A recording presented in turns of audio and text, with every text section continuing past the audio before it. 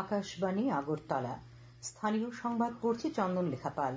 এখনকার বিশেষ বিশেষ খবর হল, মুখ্যমন্ত্রী অধ্যাপক ডক্টর মানিক সাহা বলেছেন, রাজ্যের স্বাস্থ্য পরিষেবা এবং পরিকাঠামো উন্নয়নকে রাজ্য সরকার সর্বাধিক গুরুত্ব দিয়ে কাজ করছে। জনজাতি কল্যাণ মন্ত্রী বিকাশ দেববর্মা বলেছেন, রাজ্যে আরো 15টি একলব্য মডেল রেসিডেন্সিয়াল স্কুল স্থাপনের জন্য কেন্দ্রীয় সরকারের কাছে প্রস্তাব পাঠানো হয়েছে। প্রধানমন্ত্রী নরেন্দ্র মোদী বলেছেন, বন্দে ভারত, নমো ভারত এবং অমৃত ভারতের মতো ট্রেনগুলি ভারতীয় রেলের পরবর্তী প্রজন্মের ভিত্তি স্থাপন করছে। সংসদের শীতকালীন অধিবেশন আগামী 1 ডিসেম্বর শুরু হবে। ত্রিপুরা, আসামের মধ্যে রঞ্জি ট্রফির 4 দিনের খেলা আজ থেকে আগরতলায় শুরু হয়েছে। এবারে খবর বিস্তারিত। মুখ্যমন্ত্রী অধ্যাপক ডক্টর মানিক সাহা বলেছেন, আগরতলার ক্যাপিটাল কমপ্লেক্স এলাকায় একটি অত্যাধুনিক চক্ষু হাসপাতাল গড়ে তোলার কাজ শীঘ্রই শুরু হবে। আজ ত্রিপুরা মেডিকেল কলেজে আয়োজিত অ্যাসোসিয়েশন অব ফিজিশিয়ান অব ইন্ডিয়ার রাজ্য শাখার 25তম বার্ষিক সম্মেলনের উদ্বোধন করে তিনি এই কথা বলেন। তিনি বলেন, রাজ্যের স্বাস্থ্য পরিষেবা এবং পরিকাঠামো উন্নয়নকে রাজ্য সরকার সর্বাধিক গুরুত্ব দিয়ে কাজ করছে। জিবি এবং আইজিএম হাসপাতালের পাশাপাশি রাজ্যের সমস্ত জেলা ও মহকুমা হাসপাতালগুলির পরিকাঠামো এবং পরিষেবা উন্নয়নে যথেষ্ট গুরুত্ব দিয়ে কাজ করা হচ্ছে। মুখ্যমন্ত্রী আরো বলেন, মেডিকেল অ্যাসোসিয়েশনগুলির মাধ্যমে চিকিৎসকরা নিজেদের মধ্যে তাদের অভিজ্ঞতার আদান প্রদান করতে পারে। দুদিনব্যাপী বার্ষিক সম্মেলনে রাজ্যের স্বনামধন্য চিকিৎসক ডক্টর বিজয় পাল, ডক্টর পীযূষ কুমার দত্ত, ডক্টর তুষার কান্তি দে এবং ডক্টর গৌতম রায় চৌধুরীকে লাইফ টাইম অ্যাচিভমেন্ট অ্যাওয়ার্ড প্রদান করা হয়। অনুষ্ঠানে বক্তব্য রাখেন অ্যাসোসিয়েশন অব ফিজিশিয়ান অব ইন্ডিয়ার ত্রিপুরা শাখার সম্পাদক ডক্টর সৌমেন চৌধুরী, অ্যাসোসিয়েশনের জাতীয় সভাপতি অধ্যাপক ডক্টর জ্যোতির্ময় পাল প্রমুখ। মুখ্যমন্ত্রী অধ্যাপক ডক্টর মানিক সাহা বলেছেন, স্বাস্থ্য পরিষেবার উন্নতি হওয়ায় রাজ্যে শিশু মৃত্যুর হার ও গর্ভকালীন অবস্থায় মায়েদের মৃত্যুর হার অনেকটাই হ্রাস পেয়েছে। আজ আগরতলা সরকারি মেডিকেল কলেজে অ্যাসোসিয়েশন অব সার্জন অব ইন্ডিয়ার ত্রিপুরা চ্যাপ্টারের 19তম বার্ষিক সম্মেলনের উদ্বোধন করে তিনি এই কথা বলেন। তিনি বলেন, রাজ্যে এখন সাফল্যের সঙ্গে কিডনি প্রতিস্থাপনের কাজ করা হচ্ছে। এখানে লিভার প্রতিস্থাপনের কাজও যাতে করা যায় তার জন্য চেষ্টা চলছে। রাজ্যের চিকিৎসা ব্যবস্থার প্রতি বিশ্বাস রাখতে তিনি জনগণের প্রতি আহ্বান জানান। আমরা যখন এই স্টেথোটা আমরা লাগাই এবং যখন আমরা সেই হোয়াইট কোটটা পরি, ইউ আর সামথিং ডিফারেন্ট, এবং এটা আমাদের জন্য কিন্তু একটা গর্বের বিষয়। এবং তার প্রতি যখন আমরা এটা খুলি এবং হ্যাঙ্গার আমরা ঝোলাই, এটাকে রেসপেক্ট করা উচিত। এবং আমরা সব মানুষের জন্য মানুষের সাথে ভালোভাবে কথা বলবো। সাফারিং পিপুলস এবং তার যে পার্টি পিপুলস আসে তাদের সাথে আমরা ভালো, অর্ধেক রূপ তো এখানেই ভালো হয়ে যায়। জনজাতি কল্যাণ মন্ত্রী বিকাশ দেববর্মা বলেছেন, রাজ্যে আরো 15টি একলব্য মডেল রেসিডেন্সিয়াল স্কুল স্থাপনের জন্য কেন্দ্রীয় সরকারের কাছে প্রস্তাব পাঠানো হয়েছে। তিনি আজ ঊনকোটি জেলার কুমারঘাটে একলব্য মডেল রেসিডেন্সিয়াল স্কুলটি পরিদর্শনকালে এই কথা বলেন। মন্ত্রী বলেন, রাজ্যের ছাত্রাবাসগুলিতে শীঘ্রই 170 জন হস্টেল সুপার নিয়োগ করা হবে। তিনি বলেন, অন্ধ্রপ্রদেশের মতো রাজ্যেও আগামী দিনে জনজাতি বিশ্ববিদ্যালয় স্থাপনের জন্য কেন্দ্রীয় জনজাতি কল্যাণ মন্ত্রী জুয়েল ওরামের কাছে প্রস্তাব পাঠানো হয়েছে। একলব্য স্কুল পরিদর্শনকালে তিনি অভিভাবক ও শিক্ষকদের নিয়ে বৈঠক করেন। জনজাতি কল্যাণ মন্ত্রী বিকাশ দেববর্মা আজ ধলাই জেলার কমলপুরের জন্থুম ইংলিশ মিডিয়াম উচ্চ মাধ্যমিক বিদ্যালয়ের সঙ্গে সংযুক্ত জনজাতি ছাত্রীদের বোর্ডিং হাউসের উদ্বোধন করেন। তিনি বলেন, এই ধরনের প্রচেষ্টা বিশেষ করে গ্রামীণ ও প্রত্যন্ত অঞ্চলের মেয়েদের শিক্ষা এবং ক্ষমতায়নে গুরুত্বপূর্ণ ভূমিকা পালন করে। তিনি বলেন, শিক্ষা সমতার চাবিকাঠি এবং এই মহৎ পদক্ষেপ অবশ্যই ত্রিপুরার মেয়েদের শিক্ষাকে সমর্থন অব্যাহত রাখতে অনেককেই অনুপ্রাণিত করবে।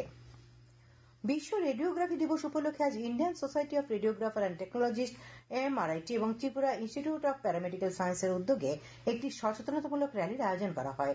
র্যালিটি আগরতলা রবীন্দ্র শতবার্ষিকী ভবন থেকে শুরু হয়ে শহরের বিভিন্ন পথ পরিক্রমা করে। র্যালিটির পরিচালন কমিটির আহ্বায়ক রাহুল পাল জানিয়েছেন, প্রতি বছর 8ই নভেম্বর এক্স রেডিয়েশনের আবিষ্কারক বিজ্ঞানী উইলহেম কনরাড রঞ্জনকে সম্মান জানাতে এবং রেডিওগ্রাফি দিবস সম্পর্কে সবাইকে অবহিত করতে দিনটি পালন করা হয়। বন্দে মাতরম সঙ্গীত রচনা 150 বছর পূর্তি উপলক্ষে আজ বিজেপি গোমতী জেলা কমিটির উদ্যোগে এক আলোচনা সভার আয়োজন করা হয়। উদয়পুর রাজশ্রী হলে আয়োজিত এই অনুষ্ঠানের উদ্বোধন করেন অর্থমন্ত্রী প্রণজিৎ সিংহ রায়। তিনি বলেন, এই সঙ্গীতের মাধ্যমে নতুন প্রজন্মকে দেশাত্মবোধে জাগ্রত করার এক অন্যতম মাধ্যম। উপস্থিত ছিলেন গোমতী জেলা পরিষদের সভাধিপতি দেবল দেব রায়, উদয়পুর পৌর পরিষদের চেয়ারম্যান শীতল চন্দ্র মজুমদার প্রমুখ। অনুষ্ঠানে স্বাধীনতা সংগ্রামীদের 4টি পরিবারের সদস্যদের সম্বর্ধনা জানানো হয়। খবর প্রচারিত হচ্ছে আকাশবাণীর আগরতলা কেন্দ্র থেকে। আকাশবাণীর সংবাদের আপডেট পেতে লগ ইন করুন www.newsonair.com এবং নিউজ অন এয়ার অ্যাপ এবং টুইটার ও ফেসবুক প্ল্যাটফর্মে এআইআর নিউজ অ্যালার্টসে। ইউটিউবে লক্ষ্য রাখুন নিউজ অন এয়ার অফিসিয়ালে। এছাড়াও আকাশবাণী আগরতলার সংবাদের আপডেট পেতে দেখুন টুইটার বা এক্স হ্যান্ডেলে আকাশবাণী নিউজ আগরতলা, ফেসবুকে এআইআর নিউজ আগরতলা এবং ইউটিউবে আকাশবাণী নিউজ আগরতলা। প্রধানমন্ত্রী নরেন্দ্র মোদী বলেছেন, বন্দে ভারত, নমো ভারত এবং অমৃত ভারতের মতো ট্রেনগুলি ভারতীয় রেলের পরবর্তী প্রজন্মের ভিত্তি স্থাপন করছে। উত্তরপ্রদেশের বারাণসী থেকে 4টি নতুন বন্দে ভারত এক্সপ্রেস ট্রেনের যাত্রা শুরু করার পর প্রধানমন্ত্রী সমাবেশে ভাষণ দিচ্ছিলেন। তিনি দেশের প্রধান অঞ্চলগুলিতে যোগাযোগ বৃদ্ধির জন্য ভার্চুয়ালভাবে বারাণসী রেলওয়ে স্টেশন থেকে বেনারস খাজুরাহ বন্দে ভারত ট্রেনের যাত্রা শুরু করেন। পাশাপাশি লখনৌ সাহারানপুর, ফিরোজপুর দিল্লি এবং এর্নাকুলাম বেঙ্গালুরু রুটের বন্দে মাতরম ট্রেনের যাত্রার সূচনা করেন তিনি। ভারতের রেলপথ সংস্কারের উপর গুরুত্ব দিয়ে প্রধানমন্ত্রী বলেন, এখন বিদেশি পর্যটকরা বন্দে ভারত ট্রেন দেখে বিস্মিত হন। তিনি উল্লেখ করেন যে দেশে এখন 160টিরও বেশি বন্দে ভারত এক্সপ্রেস ট্রেন চলাচল করছে এবং এই সাফল্যের জন্য তিনি দেশের নাগরিকদের অভিনন্দন জানান। आज वंदे भारत, नमो भारत और अमृत भारत जैसी ट्रेनें भारतीय रेलवे की अगली पीढ़ी की नींव तैयार कर रही है। ये भारतीय रेलवे को ट्रांसफॉर्म करने का एक पूरा अभियान है। वंदे भारत भारतीयों की, भारतीयों द्वारा, भारतीयों के लिए बनाई हुई ट्रेन है, जिस पर हर भारतीय को गर्व है। কেন্দ্রীয় রেলমন্ত্রী অশ্বিনী বৈষ্ণব এবং উত্তরপ্রদেশের মুখ্যমন্ত্রী যোগী আদিত্যনাথ অনুষ্ঠানে উপস্থিত ছিলেন। সংসদ বিষয়ক মন্ত্রী কিরেন রিজিজু আজ জানিয়েছেন, সংসদের শীতকালীন অধিবেশন আগামী 1 ডিসেম্বর শুরু হবে। অধিবেশন চলবে 19 ডিসেম্বর পর্যন্ত। শ্রী রিজিজু সামাজিক মাধ্যমে জানান যে গণতন্ত্রকে শক্তিশালী করবে এবং দেশবাসীর আকাঙ্ক্ষা পূরণ করবে এমন একটি গঠনমূলক ও ফলপ্রসূ অধিবেশনের জন্য সরকার অপেক্ষা করছে। কেন্দ্রীয় অর্থমন্ত্রী নির্মলা সীতারমণ আজ আসামের বিশ্বনাথ জেলার ভোলাগুড়িতে রাজ্যের প্রথম কারিগরি ও বৃত্তিমূলক শিক্ষা ও প্রশিক্ষণ বিশ্ববিদ্যালয়ের ভিত্তিপ্রস্তর স্থাপন করেন। এই শহীদ কনকলতা বড়ুয়া রাষ্ট্রীয় বিশ্ববিদ্যালয়টি মোট 241 একর জমিতে নির্মিত হবে। অনুষ্ঠানে আসামের মুখ্যমন্ত্রী হিমন্ত বিশ্ব শর্মা উপস্থিত ছিলেন। ভারতীয় কৃষি গবেষণা পরিষদের 4 জন বিজ্ঞানী আজ গোমতী জেলার টেপানিয়া ব্লকের বাগমায় কৃষি জমি পরিদর্শন করেন। তারা অধিক পরিমাণে ধান এবং ডাল শস্য উৎপাদনের পদ্ধতি সম্পর্কে কৃষকদের প্রয়োজনীয় পরামর্শ দেন। কৃষি বিজ্ঞানীদের মধ্যে ছিলেন ড কৃষ্ণ নায়েক, ড বাসাভারাজুবি, ড কল্যাণ রাও এবং ড রাহুল কুমার। ডুকলি পঞ্চায়েত সমিতি ও তথ্য সংস্কৃতি দপ্তরের উদ্যোগে আজ ডুকলি ব্লক ভিত্তিক শারদ সম্মান অনুষ্ঠানের আয়োজন করা হয়। ডুকলি পঞ্চায়েত সমিতির মিলনায়তনে আয়োজিত অনুষ্ঠানে উপস্থিত ছিলেন বিধানসভার উপাধ্যক্ষ রামপ্রসাদ পাল, ডুকলি পঞ্চায়েত সমিতির চেয়ারম্যান বুলান সাহা প্রমুখ। খেলার খবর। ত্রিপুরা ও আসামের মধ্যে রঞ্জি ট্রফির 4 দিনের খেলা আজ থেকে আগরতলায় শুরু হয়েছে। এমবিবি স্টেডিয়ামে টসে জিতে আসাম প্রথমে ফিল্ডিং করার সিদ্ধান্ত নেয়। ব্যাট করতে নেমে রাজ্য দল প্রথম ইনিংসে প্রথম দিনের শেষে 4 উইকেট হারিয়ে 316 রান সংগ্রহ করে। দলের পক্ষে হনুমা বিহারী অপরাজিত 143 রান করেন। এছাড়া সেন্টু সরকার 94 এবং শ্রীদাম পাল 38 রান করেছে।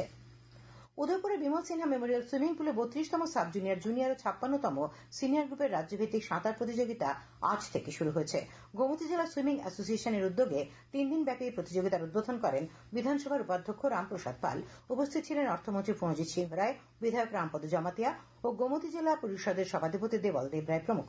প্রতিযোগিতায় রাজ্যের 7 জেলার 115 জন সাঁতারু অংশ নিয়েছে। মিরপুরে অনুষ্ঠিত আইএসএসএফ বিশ্ব চ্যাম্পিয়নশিপে পুরুষদের 50 মিটার পিস্তল ইভেন্টে ভারতের শুটার রবীন্দ্র সিং স্বর্ণপদক জিতেছেন। 569 স্কোর করে রবীন্দ্র তার প্রতিদ্বন্দ্বীদের পিছনে ফেলে শীর্ষস্থান দখল করেন। রবীন্দ্র সিং, কমলজিৎ এবং যোগেশ কুমারের ভারতীয় ত্রয়ী পুরুষের 50 মিটার পিস্তল দল ইভেন্টে রৌপ্যপদক জিতেছেন মোট 1646 পয়েন্ট নিয়ে। আবহাওয়া। আগামীকাল আকাশ আংশিক মেঘাচ্ছন্ন থাকবে, সকালে হালকা কুয়াশা পড়ার সম্ভাবনা রয়েছে। দিনের সর্বোচ্চ তাপমাত্রা আগামীকাল থাকবে 31 ডিগ্রি সেলসিয়াস এবং সর্বনিম্ন 23 ডিগ্রি সেলসিয়াসের কাছাকাছি। আজ দিনের সর্বোচ্চ তাপমাত্রা ছিল 32 ডিগ্রি সেলসিয়াস এবং সর্বনিম্ন 22.9 ডিগ্রি সেলসিয়াস। শেষ করার আগে খবরের বিশেষ অংশগুলি আরেকবার। মুখ্যমন্ত্রী অধ্যাপক ড মানিক সাহা বলেছেন, রাজ্যের স্বাস্থ্য পরিষেবা এবং পরিকাঠামো উন্নয়নকে রাজ্য সরকার গুরুত্ব দিচ্ছে। জনজাতি কল্যাণ মন্ত্রী বিকাশ দেববর্মা বলেছেন, রাজ্যে আরো 15টি একলব্য মডেল রেসিডেন্সিয়াল স্কুল স্থাপনের জন্য কেন্দ্রীয় সরকারের কাছে প্রস্তাব পাঠানো হয়েছে। প্রধানমন্ত্রী নরেন্দ্র মোদী বলেছেন, বন্দে ভারত, নম ভারত এবং অমৃত ভারতের মতো ট্রেনগুলি ভারতীয় রেলের পরবর্তী প্রজন্মের ভিত্তি স্থাপন করছে। সংসদের শীতকালীন অধিবেশন আগামী 1 ডিসেম্বর শুরু হবে। ত্রিপুরা ও আসামের মধ্যে রঞ্জি ট্রফির 4 দিনের খেলা আজ থেকে আগরতলায় শুরু হয়েছে।